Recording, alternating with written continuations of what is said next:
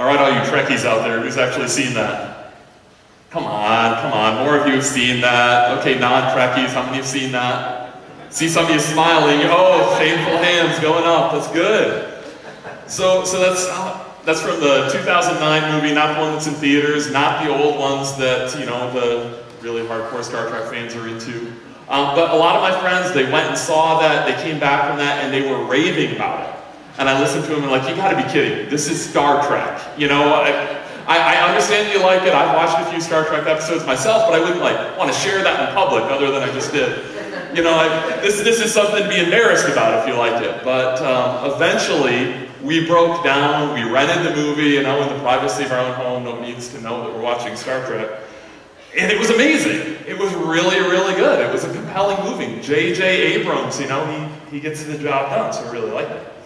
But this morning, I just want to zoom in on that clip that you just saw. If you don't know the context of the movie, I won't give you the whole thing. You're going to have to go watch the movie. But Kirk, Sulu, some other no-name character that's just an extra in this conflict, he's just there for a few minutes to die. They go parachuting into the atmosphere, they land on this platform, they kill the bad guys, they disable the drill that's getting ready to destroy the planet. But in the process of all of this, Sulu's parachute gets destroyed. Alright? So that scene opens when his parachute is down, they've done their job, they've done their mission, they're about to be beamed up, but something shakes, he falls off, and heroically, Captain Kirk goes out after him. He dives down after him, but they get going, then Kirk's parachute fails, and they're plummeting to the ground. We've got this incompetent, no-name extra who's trying to run the transporter. They can't get the job done. But then we've got this other guy. Okay, so you Trekkies, what was the other guy's name? The kind of Russian guy? What's his name? Chekhov. All right, we got a real Trekkie in the background, being honest, being real. All right, this guy can do it. So we come to this moment of realization. Where he's listening, he's seeing something on his monitor, he's seeing what others are doing, he's seeing where others are failing, he's seeing a problem that has to be solved, and he comes to this realization, I can do this! I can do that! I can do that! I can't say that, because I heard it was actually a Polish accent, not a Russian, but they're kind of melding things. There's a Korean guy playing the Japanese character. I hear the original Trekkies were quite up in arms, and maybe some of you guys are that. But he comes to this realization, I can do that. And he leaves the bridge, he busts down the corridors, he gets to the place, and just in the nick of time, he saves the day. All right, so why share all of that? Because it's an exciting action flick, and who doesn't want to see an exciting action flick in the middle? All right, why share all of that? Because there is a reality for almost any of us that if we see a problem that desperately needs to be solved, and we come to the realization that I can solve that problem, there is something in me that wells up and says, I want to solve that problem. I want to be a part of the solution. When we have a problem and we have the power to solve a problem, we want to use that power. Which begs the question for us as Christians, for those of you who call on the name of Christ, do you believe that you've been given power? Do you believe that you have power through the gospel by the Holy Spirit that has been placed in you? One, to see your life transformed. And two, to come alongside your friends and your neighbors and co-workers and see their lives transformed. Do you believe that you have been given a unique ability? That you have been given power through the gospel, through the Holy Spirit, to see lives transformed, starting with your own and cascading out into your world to see others transformed? All right? And do you believe that that transformation is something that isn't just on the outside? That isn't just this surfacey thing where we do some behavior modification and we get everybody in the room to look a little bit more like a Boy Scout or a Brownie and get it together. But that there is an opportunity to see transformation that would move from the inside out. That would be genuine, that would be real. That there is a power through the gospel to see people who you know and love who are atheists and agnostics, who are idolaters, or who are just plain indifferent, truly become passionate pursuers of Jesus Christ. And do you believe that there is a power through the gospel that you, as you come to church indifferent and an idolater, just like the people outside the church that you're inclined to look down on, do you believe that there is a power through the gospel that could absolutely transform you?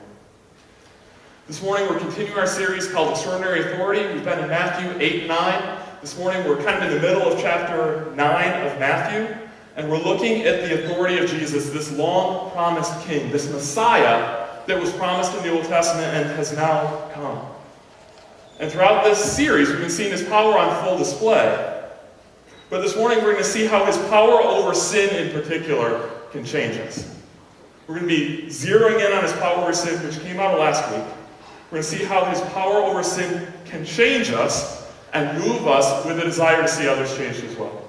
So last week we saw the authority of Jesus on full display. We saw all sorts of miracles. We saw him rebuking a storm. We saw him calming the sea. We saw him casting out demons. And then we saw him go to a paralyzed man, a man who probably been paralyzed all of his life, and he commanded this man, get up and walk. All right, so those were just some of the miracles we saw last week, but we said that the culmination of all of that, and of all of those miracles, pointed not to just supernatural power over demons and diseases, or over nature, or even over men like you and me, but that all of it pointed and culminated in his power over sin. That Jesus had power to overcome sin, to forgive sin, to destroy sin. And that was the emphasis that he wanted us to get as we walked away from last week's story. He wanted us to understand that there is a problem to solve, and that Jesus had power through the cross to solve that problem, and that we have an opportunity to join him in that. So last week, kind of the closing theme was Jesus' power over sin. And this week we're going to look at what his power over sin looked like in his daily relationships. And we're going to ask the question, what does Jesus' power over sin look like in our daily relationships? How does it work out? How does it flesh itself out in daily life? All right, so we start by just reading the first 5 verses. We'll kind of get the overview, then we'll dig in verse by verse and see what it says. So Matthew chapter 9, verse 9. As Jesus went on from there, he saw a man named Matthew, the writer of this gospel, sitting at a tax collector's booth. Follow me, he told him. And Matthew got up and followed him. While Jesus was having dinner at Matthew's house, many tax collectors and sinners came and ate with him and his disciples. When the Pharisees saw this, they asked his disciples, "Why does your teacher eat with tax collectors and sinners?" On hearing this, Jesus said, "It is not the healthy who need a doctor, but the sick. But go and learn what this means. I desire mercy, not sacrifice. For I have not come to call the righteous, but sinners." So what does it mean? When we're reading through the Gospel of Matthew, one of the things we need to remember is that Matthew is a writer. All right, he was one of the earliest disciples in all of the Gospels. He jumps on the bandwagon early.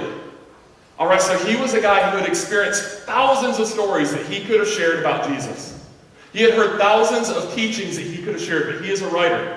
So he is crafting this gospel. He is weaving it together, and every transition is there with a purpose. Every story butted up against the other, it is there with a purpose. There is something that he wants us to get out of every transition. There's clues that he has placed throughout to understand why he is doing what he's doing. So let's look at the clues. Verse 9. As Jesus went on from there. Okay, well, where did he go on from? It seems that he went on from Capernaum. He doesn't refer to it as Capernaum in the previous story, but Jesus' city, that's where scholars think it was. A couple of things going on there. One, if he's on a track coming from Capernaum, that means the tax booth that he was standing at, that was an amazing tax booth. That was the best trade route going between 2 different communities, 2 different regions. And the tax collector's job, it was to be kind of the guy, if you're leaving the country and you buy something out of the country and you need to pay excise taxes, I don't know, whatever those are called. Duties, if you buy at the airport, your duty-free zone, but when you cross borders, you got to pay tax on something you're bringing in. That's what's going on there. He had one of the most lucrative posts ever, so he's at this tax booth that's a really good tax booth. So he's not just a regular tax guy, he's a really good tax guy. Okay? As Jesus went on from there, what else do we learn? From where? Again, coming from Capernaum. Coming from the story that we saw last week. Coming from the story where Jesus said to a man who'd been paralyzed for all his life, he said, "Get up, take your mat, and go home." All right, well, that was amazing. But what more was going on there? The thing that he highlights in this story is not that he could heal a man who was paralyzed, but that he could forgive sin. The whole point of the story, he told the man first, "Son, your sins are forgiven." They're like, "What in the world? Forgiving sin? Who do you think you are? Do you think you're God?" Yeah, he thinks he's God. And he says, "I see you guys have some doubts, but so that you will know that the Son of Man has power to forgive sin," he tells the man, "Get up, take his mat, and walk." So last week's story was all about Jesus' power over sin. That was the culmination of everything that we've seen in the last 4 weeks. that Jesus has authority. Again, not just over death, disease, and demons, and not just over nature or even over men, but he has authority over sin. He has power over sin, power to forgive, power to overcome, that he is able to break the power of sin and transform broken, sinful men into a completely new creation. Why does Matthew want to pound that fact home before he introduces the next character? Because Matthew is about to introduce into the story the most sinful man who Matthew could ever imagine. Matthew is about to introduce himself. All right? And he wants you to know before he introduces himself that this Jesus has power to overcome sin. Look at verse 9 again. Jesus went on from there. He saw a man named Matthew sitting at a tax collector's booth. And it means almost nothing to us. He's a government worker. He's unionized. He probably gets paid well. That's all we really get out of it. But for these guys, it was scandalous. Throughout these series, we have been seeing Jesus associate with people in a way that is scandalous. He's associating with a leper. Don't touch this guy. The guy who is required by the law to shout, unclean, unclean, don't come near me, don't touch me, I'm unclean. We see Jesus go and touch the man. Not because he had to, but because he wanted to. We see him associate with Roman soldiers, with their servants. We see him associate with Peter's mother-in-law, which you can make mother-in-law jokes, but the reality is, in that culture, women were seen as lesser. Why are you associating with her? Why are you giving time to her? We see him heal the two men possessed by demons who spent their days screaming and cutting themselves and living in a cave filled with rotting bodies.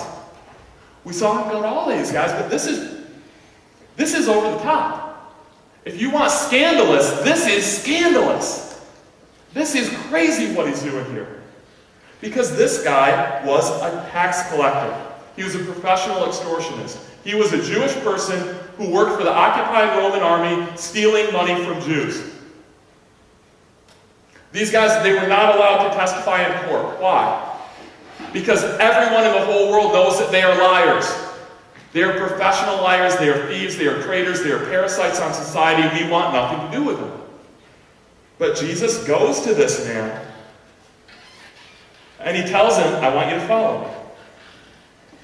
I need you to understand that it wasn't just that society looked down on tax collectors, this was how Matthew saw himself. Matthew saw himself as the most sinful person that anyone could imagine, but look at how Jesus saw him. Jesus went on from there. He saw a man named Matthew sitting in a tax collector's booth. Follow me, he told them. And Matthew got up and followed him. So Jesus didn't see Matthew the way other people saw Matthew, and Jesus did see Matthew the way Matthew saw himself. Did Jesus look at Matthew and see a dirty, rotten sinner? Yeah, absolutely.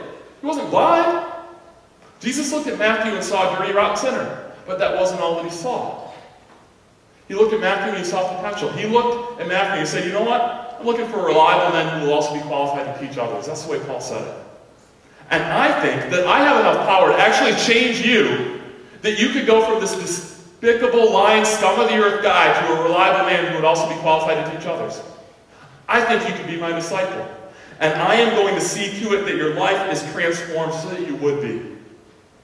You get into Matthew chapter 10, he lists his 12 disciples, his 12 apostles, his inner circle. You go down through that list, 9th, 10th on that list, you run into this guy, Matthew, the tax collector. Why would he choose him? Is it because he's a good little Boy Scout who has it all together and keeps all the rules?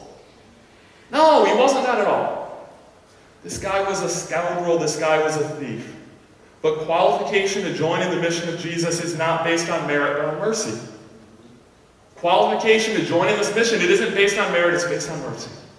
There's nothing you can do to qualify yourself to be a part of this church, to be a part of this mission. And there's nothing that you can do that's so bad that you can disqualify yourself beyond the repair of the gospel, beyond the ability for Jesus to save. In fact, what we see throughout the Bible is that typically God chooses to use really messed up people. Paul says in 1 Corinthians 1, brothers, think of what you were when you were called. Not many of you were wise by human standards. Not many of you were influential, not many of you were of noble birth. But God chose the foolish things of the world. If you're a Christian, that's you. God chose the foolish things of this world to shame the wise. God chose the weak things, the pathetic things. Again, that's you. God chose the weak things of the world to shame the strong. God chose the lowly things of this world and the despised things and the things that are not to nullify the things that are. And a big part of the reason that God chooses broken, dysfunctional people is that the high-functioning people, again, leaders at best, that's a lot of you. Those of us who are high-functioning are often so self-righteous and self-absorbed that we really aren't any use to. All right? We have our own things that we care about. We have our own abilities that we trust in. We don't see our dependent on Him, and that makes us not very useful. Think for a second about the contrast between Matthew's response and the responses that we've seen so far in these stories. Think about the difference between Matthew's response and our response. When Jesus comes and says, "Follow me," when Jesus said it to Matthew got up and he followed him. When Jesus comes to us and he says, "Follow me," what do we say? We say, well, I'm sure this is qualified. I'm sure this has a context. I'm sure that he didn't exactly mean follow me. I really think that he meant come to church and contribute positively a little bit, but you don't really have to follow me. You don't have to surrender your whole life like we sing about in the songs. That's for songs. Think about the guys that we've met in the last few weeks, the would-be disciples we met a couple of weeks ago. What was their response when Jesus said, "Follow me"? Jesus was getting on a boat. He was about to leave. He's going on a boat. And there's one guy who's been listening to him preach. He's been hearing him. He grabs Jesus by the sleeve. He says, "Wait a second. I want to follow you. I want to be a part of this. This looks cool. This looks awesome. I understand the claim that you're making. I want to be a part of this." Jesus tells him, "You know what? I don't think you've counted the cost. I don't think you know what you're getting into. You need to really think about what you're getting into. You need to realize that you're not going to have any place to sleep tonight if you follow me." The guy thinks about it, and all indications are that he backs up and he says, "You're right. I haven't really thought this through. I don't think I want to follow you." Then we meet another guy who has counted the cost. You know, he is the Boy Scout. He is always prepared. He has counted the cost. He knows what he's getting into. So instead of saying, "Jesus, I want to follow you now," he says, "Jesus, let's work out a 3-year plan. I got this thing going on with my dad right now. That's going to take some time. But when that's all done, I'm going to follow you. 3 years from now, I am going to give. I am going to serve. I'm going all in 3 years from now. But right now, I'm kind of busy. I have other things going on. I can't be bothered right now. I have some pressing priorities in my life that are more important than following you." Those are the typical responses. All right, then we get this broken guy, we get this sinful guy, we get this outcast guy. Jesus says, "Follow me." He gets up and he follows him. Matthew immediately followed Jesus. And Matthew immediately began his ministry. He immediately began the work of evangelism. He immediately began the work of discipleship. That's what he did. He threw what Bill Hybels calls a Matthew party. All right? It's where you get your Christian friends, your non-Christians together, you throw a party, say, "Let's all get together very intentionally in hopes that we could talk about Jesus. And we're going to barbecue, we're going to play ladder golf, we're going to do lots of fun things, but I'm bringing you together because I want my people who don't know Jesus to know Jesus." So what does he do? He invites everybody he can think of, everybody he knows. He invites other tax collectors, prostitutes, anybody who he thinks might come. And they come, and he also invites Jesus. Because Matthew very quickly assessed the situation. He looked at the world around him and he saw a problem. As soon as Matthew met Jesus, he realized there are so many people in my life, so many people who I know who don't know Jesus. They need to know Jesus. And then he had this realization. The light bulb came on, he said in the head, there's a problem. These people need to know Jesus. They don't know Jesus. Somebody needs to introduce them to Jesus. You know what? I can do that. I can do that. I want to do that. And he hosts a party, and he does that. The people came. Verse 10, while Jesus was having dinner at Matthew's house, many tax collectors and sinners came and they ate with him and his disciples. When the Pharisees saw this, they asked his disciples, "Why does your teacher eat with tax collectors and sinners?" Doesn't he know that he's a role model? Doesn't he know that he needs to set an example? Doesn't he understand that these people are godless? Why would he associate with them, with those people? Do you have that "those people" category in your head? Maybe those people are the Republicans, or those people are the Democrats, or those people are the people who live in the other neighborhood, or those people, those people. Why would you associate with those people? Don't you know you're better than them? Jesus associates with those people because Jesus has power over sin and he wants to use it in our lives. Jesus associates with us because he has power over sin and he wants to see it applied to our lives. Jesus isn't afraid of sin. Jesus isn't afraid to be around people who are sinful. He didn't come to earth and say, man, I hope these people don't influence me. Because I really don't know who I am. And if they double dog dare me to do that, I might do it. Because I'm really kind of insecure and I'm wishy-washy in my identity. He knew who he was. And he went where they were. And he knew that he had something to offer. So he spent time with lost people. And he didn't do it just for the sake of hanging out. Jesus is spending time with lost people because he wants to change their lives. This dinner party was overflowing with gospel intentionality. Gospel intentionality. All right? So Joseph, he was talking earlier about the guys going and practicing softball. They pick a rough neighborhood to go practice softball, and they start hanging out with people. Initially, I don't know if there was any intentionality at all. But they saw people who didn't know Jesus, or they didn't know if they knew Jesus, and they said, you know what? We're just going through the rhythms of our life. We're just going through our daily routine. We're just playing softball. We're just hanging out, but we're going to go talk to people about Jesus. We're going to invite people in our community. We're going to welcome people in. You look at what Matthew's doing, and you can say, this is just a meal. This is something that we do every day. This is something everybody does every day. It's just part of the rhythm of life. But for Matthew, it was a very intentional meal. It was infused with the reality and the implications of the gospel. That Matthew knew people who didn't know Jesus, and he wanted to bring them to Jesus. I want you to think about your meals. I want you to think about your dinner table. I want you to think about your living room.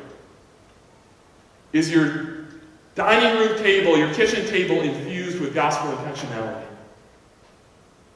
Are people who don't know Jesus welcome? Are neighbors welcome? Are outcasts welcome? Are people who are poorer than you welcome? Are people who you might not enjoy spending time with, all things equal, welcome? Is your table a place of intentionality?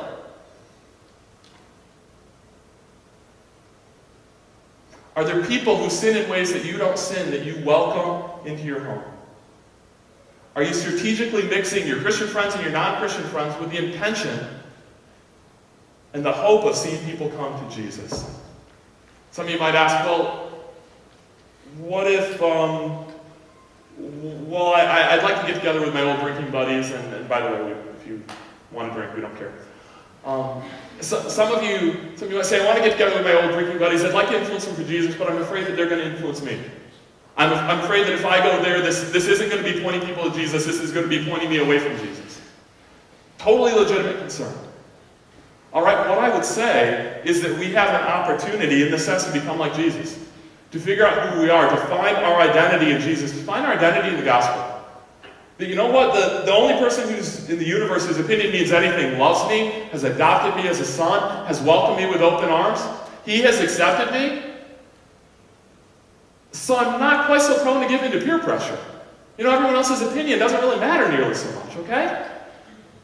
Maybe before you can be effective in reaching people for Jesus and influencing people for Jesus, you need to let the gospel sink in a little bit. You need to get grounded in the gospel. You need to grasp the gospel and allow the gospel to grasp your own heart. All right? But what we see with Matthew is that in all of about 3 seconds, he grasped the gospel grasped him, and he said, man, Jesus has accepted me, and Jesus loves me, and I got to introduce people to Jesus. All right? I don't think that Matthew was being led astray at this party. I think he was influencing people for Jesus, and I think that is the opportunity that is offered to us. To look at the people that we love around us and look at their spiritual need and say, I can do that, I can help. I think the bigger problem that we run into than being led astray by, whatever our drinking buddies are going to do, I think the bigger problem that we run into is that we tend to be so self-righteous, looking down on the people around us, so self-absorbed, that we really don't even have time for those people. We don't have interest in those people. They are just those people. Let them be over there. Who cares about them? that we would be just like the Pharisees. Look at verse 11. When the Pharisees saw this, they asked his disciples, "Why does your teacher eat with tax collectors and sinners?" We don't get it. We don't know why you would associate with them. What do they have to offer you? Why would you hang out in that neighborhood? Why would you even think about living in that neighborhood? It's a bad investment. It's a crazy place to live. Why would you want to spend time with those people? They simply didn't get it. Don't you realize that we're better than them? On hearing this, Jesus said, "It is not the healthy who need a doctor, but the sick. But go and learn what this means. I desire mercy, not sacrifice. For I have not come to call the righteous, but sinners." So throughout the series, we've been watching Jesus heal people. Throughout the Old Testament, we see God the Father heal people. We see him referred to as the great physician. That's what he calls himself. He says, "I can heal your sickness." We see all these prophecies of the Messiah, who is going to come and who is going to be able to heal your sickness, both physically and spiritually. And we see Jesus fulfilling all of these prophecies. And now Jesus comes and he tells us, "I went to the tax collectors and the sinners because they were sick." They had a spiritual illness and needed spiritual healing. It is not the healthy who need a doctor, but the sick. And then he adds something just for the Pharisees. He says, "But go and learn what this means. I desire mercy, not sacrifice. For I have not come to call the righteous, but sinners." Go and learn. It was an expression that a Jewish teacher would use for his students. So he's trash-talking these guys a little bit. He's saying, "You're Israel's teacher. You know what? You didn't pay attention in class. You did not do your homework. You don't know as much as you think you know about God's Word. So I want you to go and do your homework. I want you to study this passage." And when he quoted this passage, they had done enough homework that they knew where to go. They knew chapter and verse exactly what he was talking about. They understood. Go and learn what this means. I desire mercy, not sacrifice. Let's look at the passage. Jesus quoting Hosea 6:6. Hosea is an Old Testament prophet. He's preaching to Israel around 750 BC, and he is this extraordinary prophet, among other reasons, because God commanded him, "I want you to go and marry a prostitute. I want you to go and marry this woman who is going to be an adulteress. I want you to marry this woman who is going to be a serial adulteress, who is going to cheat on you repeatedly, time and time again. That's who I want you to marry." All right? How's that for an assignment from God? Hopefully that's not your application from the sermon today. This is what you need to do. Why does he ask him to do that? Because he wanted Hosea to be able to communicate with passion, to understand, and to have an image to communicate. This is how the nation of Israel operates in relationship to their God. They talk a good game, they make their vows, they say, "Yes, we love God," they come to worship, they go through all of the motions. But they're like a prostitute. They're an adulteress. They worship God with their lips. They do not worship him with their hearts.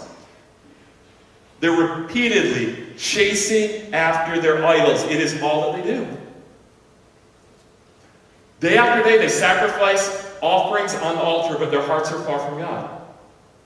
That was the picture of Israel at that time. They had money, they had power, they had wealth, they had religion, and they had absolutely zero concern for their fellow man.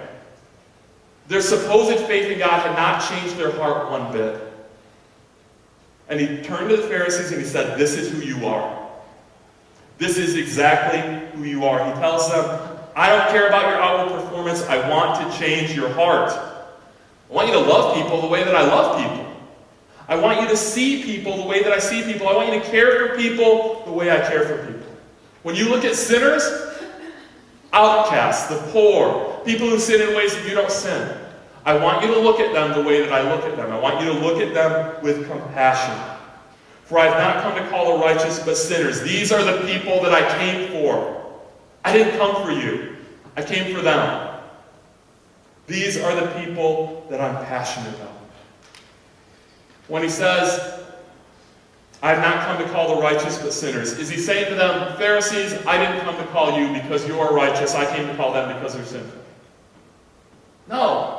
He's not saying that at all. He's not saying you guys are righteous. You don't need my help.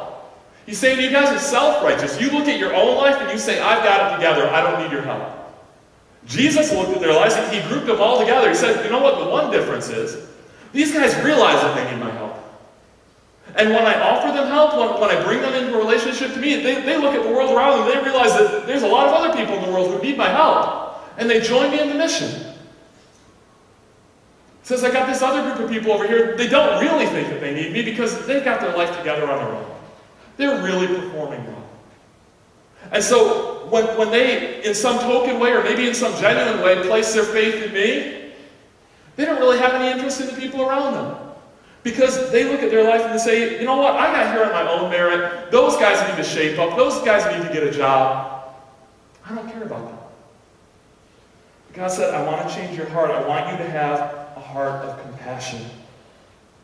If you want to know where your heart stands with God, think about how you view other people. How do you think about the people around you? How do you think about people who sin in ways that you don't sin? How do you think about people that you know are far from God? Do you care? Do you reorganize your life to try to reach them? Do you lie awake at night praying for them? Do you see a problem and do you see the gospel as a solution? Do you see yourself as a carrier of the gospel and say, I can do that? Or do you just roll through life and not think about it anymore?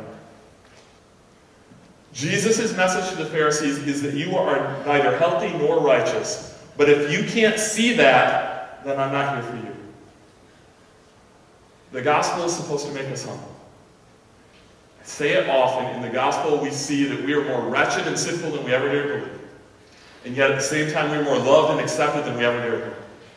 The gospel should humble us. The gospel should drive us. And the more deeply I grasp the gospel, the more in touch I am with my own depravity. The person who looks at their life and says, man, I'm really growing, I'm getting this together, I'm not nearly so messed up as I used to be, is probably in a dangerous spot.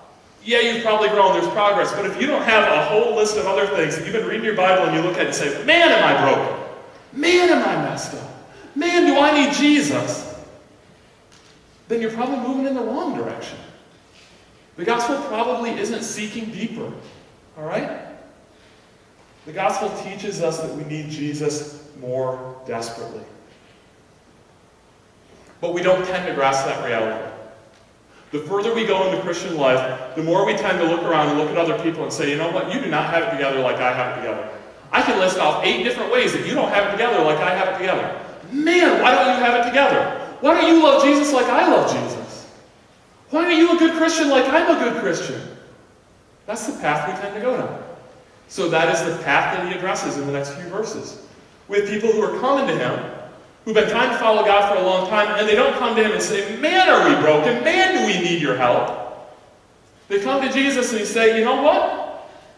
There's some really righteous stuff that we do. Why don't you do the goofy self-righteous stuff that we do? That's the question they have. Verse 14.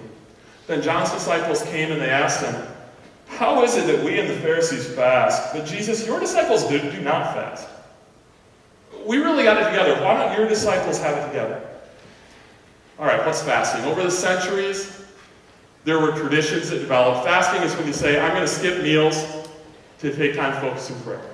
All right, I'm going to deprive myself to devote myself more fully to God. In itself, positive thing, good thing. Over the centuries, traditions had developed that between certain holidays, certain times of the year, the really religious people, they would fast twice a week. Monday and Wednesday, they would go without any food so that they could focus themselves in prayer. All right? It's supposed to be a time for me to acknowledge my dependence on God, to feel spiritually weak, to feel hungry, and to have that drive me to say, you know what, I have needs. I need God even more than I need food. I am desperately dependent on you, and I'm coming to you in prayer, asking you to move in my heart, to move in my life, to move in my community. It can be a good thing. But for these guys, it had become a legalistic thing. It had become another standard by which they could look at everyone around them and say, you know what, you guys don't have it as together as we have it. And so that's what they did. They came to him and said, we do all of this. Why don't you do this? I desire mercy, not sacrifice. For these guys, fasting had become another sacrifice, another offering. But they completely missed their opportunity for mercy. Their opportunity to look at the people around them with compassion. So Jesus answered their question with 3 illustrations. Verse 15. Jesus answered, how can the guests of the bridegroom mourn while he is with them? The time will come when the bridegroom will be taken from them, talking about the crucifixion, and then they will fast, and then they will mourn. All right? So in the Old Testament, God is pictured as the groom. Israel is pictured as the bride. In the New Testament, Jesus is pictured as the groom. The church is pictured as the bride. All of human history, Old Testament and New Testament, is pointing forward to the day that humanity is reunited with God. That the groom gets his bride. All right? Those who have placed their faith in God are reunited with him. That's what human history is going to. All right, so John the Baptist, he came before Jesus. He was this announcer, this MC, that's coming to say, hey, the groom's coming. All right, he got all these followers. They're following him. In John chapter 3, we see John meet Jesus. John the Baptist meets Jesus, and his disciples are like, what in the world should we do here? Who should we follow? People are following him. Some of our guys are following him. John the Baptist says, you know what? He is the groom. I'm just the best man. All right, I'm the MC. I'm the best man. I'm here to point people to him. So by all means, leave me and go to him. But some of the guys, they didn't leave John. They said, you know what? We're going to stick around with John. We're going to hang out with you. We really like you. We like how you do it. This guy's crazy.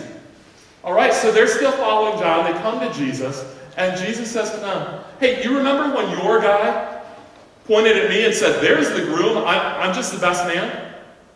All right, well, we're still carrying that analogy forward. Here's these other guys who you're upset with that don't fast. They're my groomsmen. They're the other guy in the bridal party. They're the guys who are partying this week. We're having a great time. This is our bachelor party. All right? We're celebrating a kingdom that is coming. We're celebrating a marriage that is going to be consummated soon. We believe in fasting. We like fasting. It's a great thing. You know what? Right now we're having a party. You want to join the party? We don't know if they do. Verse 16. Another illustration that he gives in answer to this question, why don't you guys fast? He says, no one sews a patch of unshrunk cloth on an old garment. For the patch will pull away from the garment, making the thing worse. The unshrunk cloth, you put it in the laundry, it's going to shrink, it's going to make it all worse. Neither do men pour new wine into old wineskins. If they do, the skins will burst, the wine will run out, and the wineskins will be ruined. No, they pour new wine into new wineskins, and both are preserved. All right, wineskins, leaven.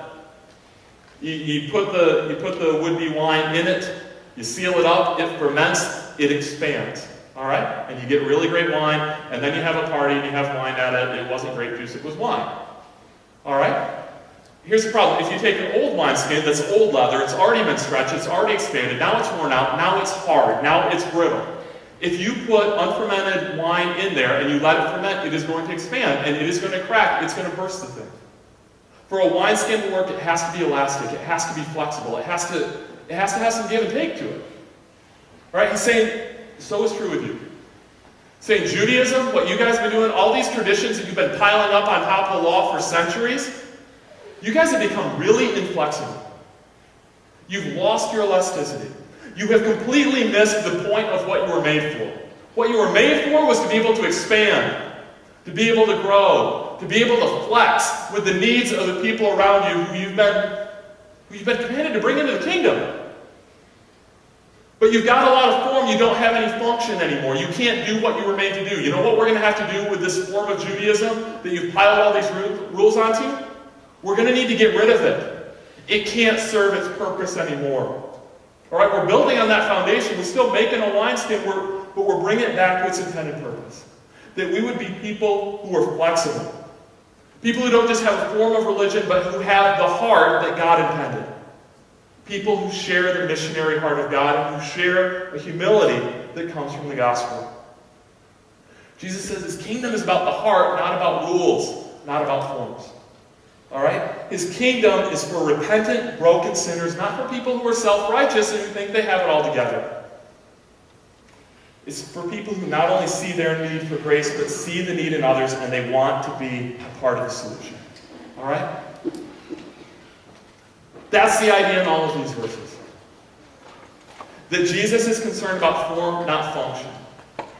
Function, not form, actually. All right? God has a purpose for us, and he wants us to fulfill that purpose. God made us, and he shaped us, and he's recreated us, and he's given us power so that we can engage in his mission. He desires that we would be infected with the gospel, that we would be transformed by the gospel, that our hearts would be changed, and that we would be impassioned to join in his mission to transform others. That we would see people around us who are broken, that we would look at our own lives, we would see the brokenness, and then that we would look to the gospel and we would say, I have a solution to this. I can do this, I can be a part of this, and that we would run and we would engage. Let's pray. God, I pray that our hearts would not be caught up in religion, that our hearts would not be caught up in form. Lord, that we would not say in our hearts, man, I have been to church today. I have sung songs, I have listened to a sermon, I have ate my donut, and so I am good to go, Lord. But God, I pray that you would give us hearts that would wrestle with who you are. Lord, that we would look at the response of a guy like Matthew, and we would look at the response of our own heart that is so often less eager to follow, but we would feel conviction. Lord, I pray that we would want to be people who are doers of the word and not just hearers of the word. God, I pray that you would transform us, including giving us a heart to transform others by your power.